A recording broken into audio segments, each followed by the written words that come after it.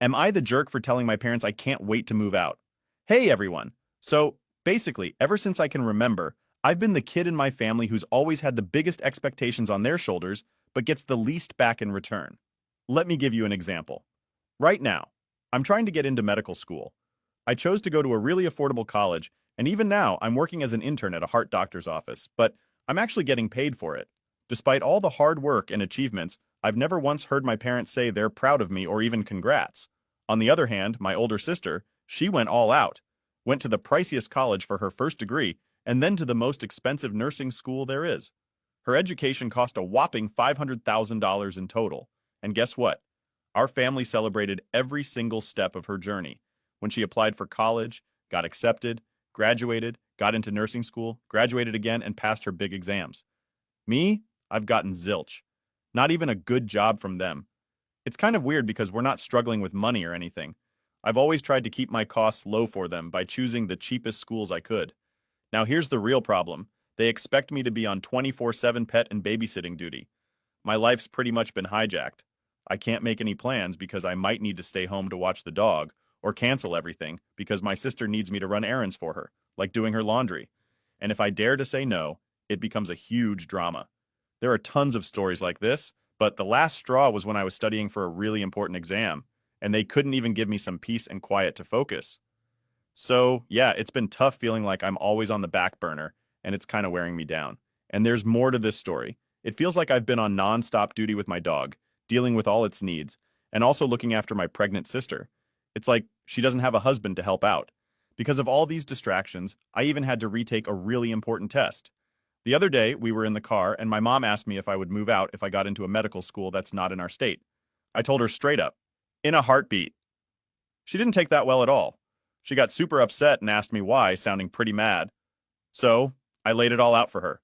The constant pet watching, errand running, and how if I stayed, it would seriously mess up my chances of doing well in school.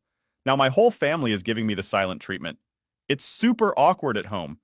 I know I need my own space to study and get my work done without stress if I'm going to make it in med school.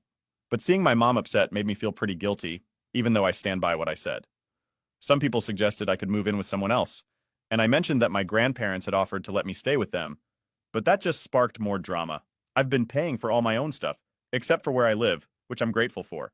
My parents are pretty well off, but that doesn't mean they cover all my expenses. Anything they do pay for, I plan to pay them back. There was also talk about them helping me with med school fees, but I'm not holding my breath. I'm hoping that laying all this out there might make my family see things from my perspective and change how they've been treating me. I'll keep you updated if anything changes. Crossing my fingers it does. Mini update. My mom came into my room today and told me her and my dad want to set up a family meeting tonight with my sister. I told them only if my SO, uncle, and aunt can be there too. If this happens, I'll let you all know. Now for the type of comments before reading the update. Not the a-hole. Your sister is clearly the golden child, and you are being taken advantage of. Move out as soon as you can. I just feel very unappreciated. A simple "I'm proud of you" is literally more than any monetary gift for me at this point. My entire extended family sees clear divide in treatment and treats me how I wish my parents treated me. When my uncle found out I applied to medical school, he sent me flowers and sent me the cutest message, describing his appreciation for me and all I do for his kids and myself. Not their home. By this point in time, unfortunately, no. Congratulations from their parents is coming. You will just need to focus on your studies for yourself and utilize the library more so you can't get made to do things around the house or babysit. Now for the update. Update. Hey everyone, I have an update for you all. Thank you to those who have given their advice, wisdom, and kind words. Thank you to those for their concern for my well-being. It means a lot. After this morning, when my mom came in to tell me about the meeting, I called my significant other. Been together for 6 years now. We ended up seeing this post. He said he wishes he can take me out of this situation sooner. His parents depend on him in many ways, medically and financially. But he promised me the second I get into any school that him and I would start apartment hunting, so we'd live together. In that moment, I couldn't stop crying from how happy I felt. He doesn't want me moving out on my own because he has before, and he knows how demanding it can be, especially since I'll be in school and won't have the opportunity to work as often as I do now. So if he can contribute in any way to lessen my load, he said he would. I then called my uncle and we spoke for a bit, mostly him reassuring me and comforting me while I cried. He said he'd definitely come, and he did. Someone mentioned him being a great person, You're going to love him even more. So when they all arrived, we all sat in my living room, and my dad started the conversation with, "Why do you feel the need to move out?" In a heartbeat, my uncle then instantly pretty much exploded on him, telling both my mom and dad how terrible that they've treated me over the years, how unfair they've been, and the lack of reassurance that they've given to me.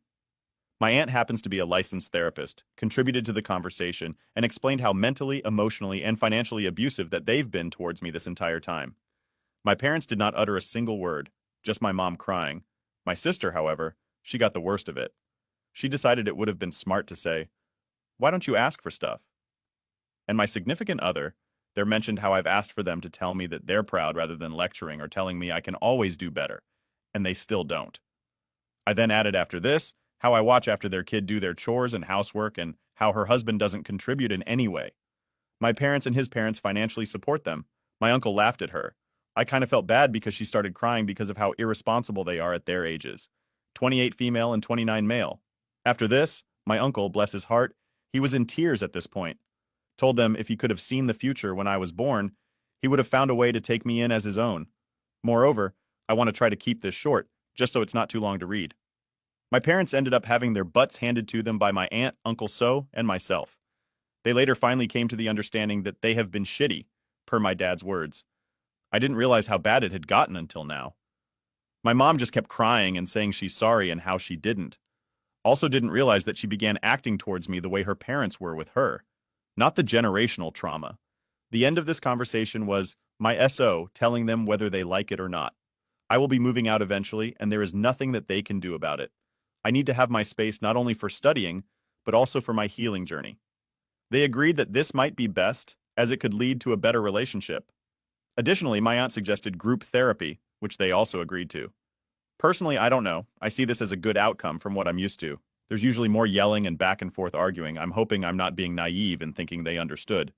But after my uncle and aunt left, my dad came into my room with tears too and just kept saying sorry. I've been emotionally distraught and mentally exhausted over this the last day. I don't know if I can forgive them because I definitely can't forget. But that's something that I can come and grow to peace with. This feels like a bittersweet resolution. Thank you all for your kind words and advice. I really didn't think that this would get this much traction. I had posted at a late hour hoping it wouldn't because I didn't want anyone to find it. But again, my eternal thanks, and I hope you all have a blast. Successful and happy year to come. Now for some comments before reading update 2. Honestly, I really didn't think that they'd ever apologize or even admit to their faults. I just think them hearing it from my aunt and uncle and so made them really aware of how visible their unfairness had been. Someone is concerned it's an act or they'll go back to the way they were. This is what I'm worried for too.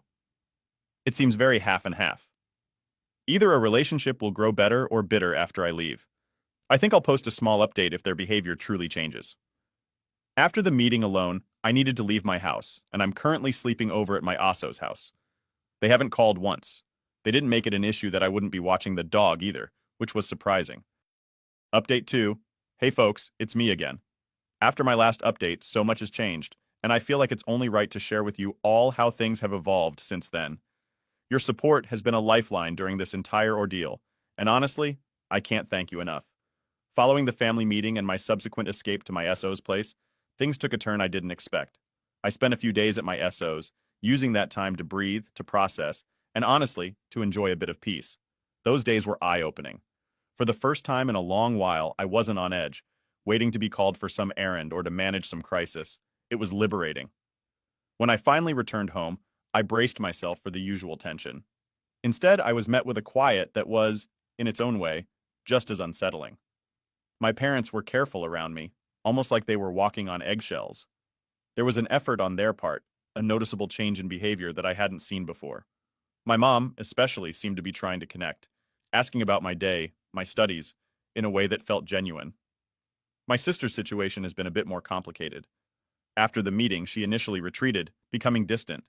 But over time, she began to reach out, awkwardly at first, then with more sincerity. We had a long talk, just the two of us, where she apologized for taking me for granted and acknowledged how much she had relied on me. It was a hard conversation, filled with tears and admissions of guilt, but it was also a necessary one. As for the offer of group therapy, we've started going. It's early days yet, and those sessions are emotionally exhausting, but they're also revealing. We're unpacking years of dynamics and expectations, And while it's incredibly tough, there's a part of me that's hopeful. Hopeful that maybe, just maybe, we can rebuild something healthier from all this wreckage. On the personal front, my SO has been my rock. We've started looking at apartments near the med schools I've applied to, planning for a future together that feels both exciting and terrifying. He's been incredibly supportive, understanding my need for space and independence, while also being there to catch me when I falter. In a surprising twist, my uncle and aunt have become more involved in our family's healing process. Their presence at the therapy sessions has been invaluable, providing an external perspective that's often needed. Their support has been unwavering, reminding me that family isn't just about blood. It's about who stands by you when the going gets tough. Looking back, I never expected my blunt admission of wanting to move out to spark such a profound change. It's been a journey of ups and downs, of confronting ugly truths and learning to communicate in ways we never did before. There's still a long road ahead, and I'm under no illusion that everything is fixed. But for the first time, I'm cautiously optimistic about the future. To everyone who's followed my story, offered advice, or simply sent good vibes my way, thank you from the bottom of my heart. Your kindness has been a beacon during this stormy period of my life. I'll keep you posted as we navigate these uncharted waters. Here's to healing, growth, and finding peace amidst the chaos. Story 2. My 28 female colleague. 30 female didn't invite me to her wedding, and it's completely unraveled their friendship. Original post. What are my work colleagues? As a lifelong friend of mine? We lived on the same street growing up, went to the same school, and when I needed a job after graduating university, she made me aware of an opening at the company she worked at. I applied, got the job, and it's been quite a few years since, and we still work together. It's a pretty small company and quite male-dominated, so after we started working together, we became really close. We'd take all of our lunches together. We regularly stopped by each other's desks for a chat, and we quickly became known around the office as inseparable. A year ago, she got engaged to her long-term partner, and I was ecstatic for her. She had a really tough time. A couple of years ago, two family desks close together, and I did everything I could to be a good friend to her while she was in the worst stages of grieving. She cried with me daily for weeks, and I made sure she knew I was always available to listen. I also took about a third of her workload off her voluntarily so that she could take days off when she needed to without stressing about her work building up. So now that life has gotten better for her and she's always smiling and excited, it's really nice to see. Ever since she got engaged, as expected, she's talked a lot about wedding plans, especially at her lunches. I know basically every detail. When she booked her venue, she was really excited, but refused to tell me where it was going to be, saying that she wanted it to be a surprise when the invitations came out. The wedding is 2 weeks away now, and I've long since stopped waiting for my invitation to show up. I know that they were sad because she told me all about delivering them and shows me every day of the gifts people have started to buy off their registry. I feel silly for saying it, but the more I think about it, the more hurt I feel that I haven't been included. It's a big wedding, and she's invited some other people from work that I didn't know. She was even close to. She hasn't mentioned the reason why I'm not invited, and at this point I feel too awkward to ask. I feel it's just a slap in the face because I really thought we were close, and now I'm realizing that maybe we're not. The trouble is, since all this, I've started to really examine her friendship, and I'm wondering if she even cares about me at all. I can think of 100 examples of where I have helped her work through decisions, listened to her vent, stood up for her when she's had issues with colleagues, etc.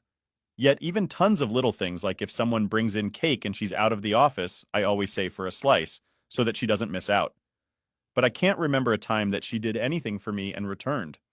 Now, when she talks to me, I've realized she doesn't even listen to me when I'm finished talking. She just carries on with what she was saying before, almost as if I'd never spoken at all. If we're ever talking about me or something I've been doing, she never has anything to say. She just kind of nods and then switches the conversation back to herself, starting to think that she couldn't care less about me. She just likes having someone around who she can talk at, and whoever that person is doesn't really matter to her. I've invested so many years into this friendship, it's really cut me deep. I feel used. It's also made me being at work incredibly lonely because she was my only friend. I've stopped having lunch with her, and anytime she tries to chat it politely, bring the conversation to a quick end and go back to work. She doesn't appear to have even noticed. I do still wish her well. I'm so glad for her that life has turned around and she's so happy. But I'm a bit lost. Not sure if I'm being too harsh because I'm hurt, or if I even have the right to feel hurt in the first place. As I know, weddings have a finite number of guests, and you have to leave people out that you would invite in an ideal world. but I'm not sure there's any way back from this either. Has anyone else had similar experiences? Am I being unreasonable or overdramatic? Should I just let the dust settle and see how I feel then? Edit 1 just to clarify things that have been asked a lot or requested to be put in an edit. 1. She hand-delivered the invites to other people at work, so I know it hasn't been lost in the post. 2. I haven't asked her about it because I'm totally a doormat and scared of difficult conversations. And 3. I invited her to my wedding, but that was years ago, so it's possible she thinks things have changed since then. Edit to this has got a lot more attention than I expected, and my first ever gold from a kind stranger. Thank you. I have read every single comment. Thank you all so much for taking the time to give me advice. You have given me a lot to think about. Opinion seems to be divided over whether or not I should confront the wedding invitation issue or just let it go. I am definitely going to make sure that it isn't a mistake. But as for getting an explanation why she didn't invite me, I'm undecided. I'm going to have to think about that and the best way to proceed. But your thoughts have all been really helpful in terms of her friendship in general. I'm not going to be too hasty to write it off. I'm going to try and put my feelings aside and see if I'm right about it being one-sided. If it is, then I will have learned a good life lesson, and if I see it as worth saving, then I'll have to deal with that the best way I can. It does seem the bigger issue here is my non-confrontational approach to my relationships. Some of your comments were hard to read, but only because I know you're right, and this is something I have to change. I've withdrawn from friendships before because they've hurt me, and I've felt unable to say anything. And that's not really fair. It's a general problem that I have with uncomfortable conversations. Whenever I have to have them, I basically descend into a panic. My mouth goes dry, I shake, and I can't find the right words to say. If it's a bad enough problem that I can't ask a good friend a simple question, then I can't ignore it anymore. And I need to work on this. Thank you for pointing this out to me as a real problem. I'm going to find a better way to get better at it. Now for some comments before reading the update. Why don't you ask yourself why you didn't get an invite if you thought of her as one of your close friends? Seems like it would be worth the effort. During my wedding, a bunch of people didn't RSVP, and I was foolish enough to be irritated and not nail them down on an answer. I got upset they couldn't RSVP and was similarly hurt. It turns out the indications never made it to a majority of them. They didn't RSVP. We all sat around having our feelings hurt for no reason. This is exactly what I think is happening, and I'm irritated that Opie and her friend won't just communicate. This is the kind of crap that you see in books with lazy authors. It shouldn't be happening in real life. Now for the update. So it took me a few days to decide the best way to approach this. But yesterday I had lunch with her again and had the conversation. I started by saying, "So you've sent all your invitations out now, haven't you?" She looked immediately panicked by my question, and I knew right away that she didn't want me to go down this road. When she said that, she had sent them all. I asked if that meant she could show me her venue now. She showed me the website of it, including the photo gallery, and talked me through all about where everything was going to happen, all the flowers and the decorations she was going to add, etc. It's a nice enough country hotel with some pretty gardens, but I'm not sure what all the secrecy was for. I provide a little more asking who she's invited from work. The list didn't include me. Sarah was looking forward to seeing the photos so I could see how everything looked. She didn't correct me that I would see it on the day. And then I was completely sure that my lack of invitation wasn't an accident. She looked so relieved when I switched the subject and asked if she's excited about her honeymoon and having a rest from all the wedding stress. So I'm definitely not invited. I thought it over carefully, and I have decided not to ask why for 3 reasons. The reason is already fairly obvious. She clearly doesn't think we're anything more than colleagues. And I've misread the situation. There were some other theories suggested, for example, jealous husband to be associating me with her past grief. But considering everything I know about her and her history, I'm sure it's not that. I'm not sure why she didn't cool it on the wedding talk with someone she had no intention of invading, or even just bring it up with me and explain why I'm not invited. But never mind. Having an awkward relationship at work is the last thing I want. I'm worried that if I push this and it turns into an issue that I'll look pathetic and needy, or it will just be unprofessional. I also run the risk of her bad-mouthing me to colleagues and mutual friends, and I will find it much easier and less messy to handle my own feelings quietly. This is a once-in-a-lifetime experience for her, and I don't want to be the source of drama that dampens her spirits at all. I'd rather just let her enjoy her wedding, make good memories, and not bring her down. And I'm fine with not going. It was never really about getting invited to a wedding. It was more having to face the fact that I've been naive and taken for granted, and I felt silly that I invested way too much in this relationship. That's not all on her, because she was never obligated to be my friend. Talking it through on my previous post actually really helped me work through my feelings when I went back to work on Monday. I felt much more calm and more detached from it emotionally. I've looked back on our whole relationship, and honestly, she's always been self-involved, entitled, and narcissistic. Being a bride has just made it more obvious, but it's always been there. She's also never given back to me. Besides helping me get my job, which of course I'm grateful for, in that she's never been willing to talk to me through any problems I've had. And although I help her happily with her work, she says no.